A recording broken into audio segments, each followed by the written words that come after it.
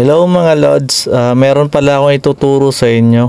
Yung mga relatives ko dyan, mga friends, yung mga hindi nakapollow sa akin. Friends tayo pero hindi kayo nakapollow. Ituturo ko lang kung paano. Pakisundan na lang ito step by step. Punta kayo sa account nyo, tapos sa search, i-search nyo yung pangalan ko. Then, Tapos, pakiclick yung friends.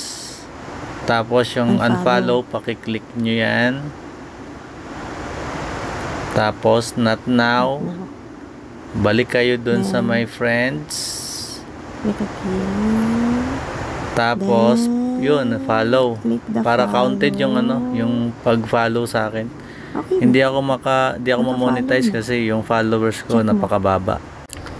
Kahit si Mrs. hindi nakapollow sa akin yung pag-check namin, kaya yun, nagawa namin ng paraan. Paki-follow na lang, Lods. Maraming salamat.